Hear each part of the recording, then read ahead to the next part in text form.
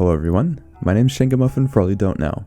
In today's video, I'll be going over 5 item/gold sinks that Jagex could implement into old school RuneScape. As always with these types of videos, these are just ideas that aren't fully fleshed out, nor may be the correct way to help combat the issues that we are currently facing in the state in the game. So if you guys have an idea that could be better, have a degree in game design, or are able to build off of what I've stated, feel free to add in your viewpoint in the comment section. First up on the list is known as the Well of Goodwill. This was a special well that was located east of Varak West Bank that was implemented into the game for a week or so to help donate money to charity. The last time we had this in the game was 25th of February 2016. For each number of millions of GP that was donated, or items, Jagex would transition that into real money to be donated to a charity. So in the screenshot, over 1.3 billion GP was donated, which meant that roughly $1,300 would be donated to charity. As the community donated more and more, certain rewards were unlocked across different tiers. What could be changed for its next revival is this: a leadership system where the top 10 players who donated to the well would be listed next to the well, as well as displaying the amount of money that the individual donated. In addition, the top 10 players could be commemorated into the game by possibly a plaque that's displayed in the Varak West Bank. Also, for this iteration of the well, it would have to accept all high tier items such as bandos, twisted bows, spirit shields, armadillo, ancestral, nightmare drops, etc. In addition to this leaderboard plaque, statistics showing which items were donated with their specified amount. This well helps take items and gold out of circulation. Of course, this would only be a temporary solution to the problem, but Jagex could make this into a yearly thing to help combat the issue with gold and items.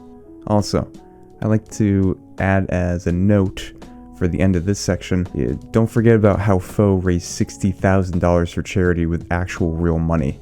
Now imagine what we could do with virtual currencies here in old school RuneScape. This one has been stated before, but it's still something that needs to be included because it just makes sense in the grand scheme of things, especially with the vast amount of trades that occur every single day on the Grand Exchange. Yes, we're referring to a GE tax. It makes sense to include an update such as this across the game. The GE is used millions upon millions of times, I'm assuming per day, resulting in a vast amount of gold being transferred between players. The percentage tax rate of 1% across all values of items should be fine, with a minimum of 1 GP tax for those extremely low priced items such as fire runes, feathers, etc. I honestly think this would be a healthy addition to the game. In continuation, I believe that since we have RuneLite's real-time prices, merchants can use this information in order to calculate of when they would actually want this item to be sold at this specific price. One last thing to note and add in, Ironmen don't interact with the GE, so they shouldn't be allowed to vote on this poll. I mean, we did have an Ultimate Ironman update where people that weren't an Ultimate Ironman couldn't vote on the poll, so Ironmen shouldn't be able to vote for this poll either. It just makes sense. Besides, we all know that you have a main account anyways, that's why you're on the Ironman in the first place. As a friendly reminder guys, the easiest way to support small content creators is by subscribing, liking, and hitting that bell notification. Let's get back into the video. So for our third suggestion that I have, this one might not be well received, and the reason being is we already have content that allows you to get the different variations and whatnot. You know how there's been concept arts of different variations of items being brought into the game? So like when the Inferno Cape was first shown to people, the Scythe being first shown just this year. So why not have these previous iterations, these different looks that were originally shown to the community to check out, say, hey, which one do you like out of these 3 or 4 options? What if we had a shop of where you could buy these cosmetics of these previous variations that would be insta-bought, that would be always at a set price, always in stock? What if we added something like that?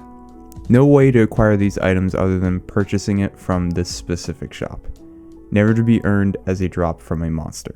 Something that's purely cosmetic that players can work towards if they want different variations of the gear and weapons that they use. So a set price for these recolors/redesigns. The price point could be anywhere between 5 to 20 mil. And thinking about it, I originally wanted these recolors/redesigns to be irreversible, but I don't think that's a great idea. Also, of course, Ironman can buy these. And since we have these different variations, you don't have to participate with purchasing them. So you could just allow yourself to use the vanilla designs that you feel are superior. And hey man, imagine walking around just this year as if you're Leggett Lanius from Fallout New Vegas. That'd be pretty cool. Alright boys, if I could have you guys take away one suggestion from this video, this one would be it. What is something that everyone needs? Well, mostly everyone. Bank space. Having additional bank spaces bought for 1 million GP apiece could be a good incentive for players to fork over their cash and get some needed bank spaces. I'm not entirely sure if this can even be done in the first place, because this certainly is going to require engine work, but hey, we're going to throw this out there and see if it sticks. So for me, for instance, I would utilize these additional bank spaces by having a more organized bank with different variations for the items that I use on a very common regular basis, such as like having the burning amulet 54321, having the different rings that have the different levels of teleports that are left, having a more organized herb making tab, so clean and unclean, and then next to that with the vial of water with that herb combined to make the unfinished potion, having that right next to them. Stuff like that, that's what I utilize with these additional bank spaces. For me, that's what I've used it for. I'm sure other people would like to have additional spaces as well for whatever their incentives are for them. Thinking about it, what if we had a bundle deal for something like this, you know, 50 or 100 spaces type of bundle deal? So 45 mil for 50, 85 mil for 100, if we're still looking at a base price of 1 million GP. I think overall it's something that a lot of people would participate in, although I feel like this update might be more specifically towards Ironman accounts. The last idea isn't anything new. It's really how we have better gear based upon adding a component to the base item. For example, the Kraken Tentacle with an Abyssal Whip.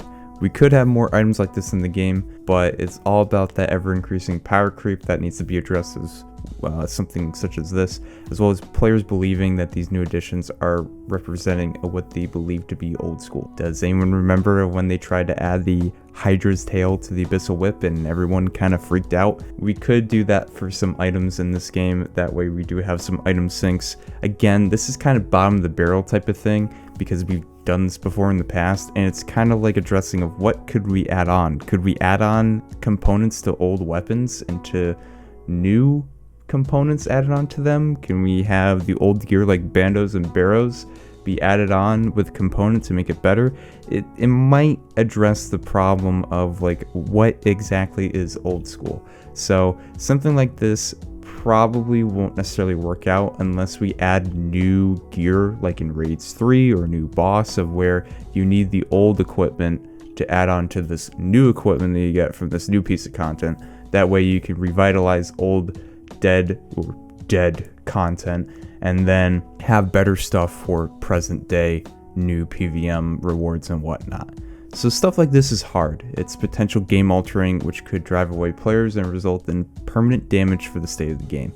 But the thing is, if we don't have these conversations, if we don't keep throwing out ideas out there, there won't be change to help address these problems. So keep thinking, putting ideas to paper.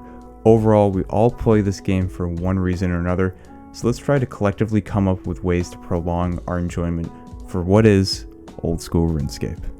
As always boys, at the end of our videos, we gotta thank those channel membership supporters for their dedicated support, supporting this channel over the months, and that goes up to Z Kinzel, Parth Patel, David Bell, and lastly, Trekkie Tech. Once again boys, thank you for supporting this channel. I really do appreciate it as always. And with that guys, my name's Shengamuffin, I'm signing out. Please enjoy this outro.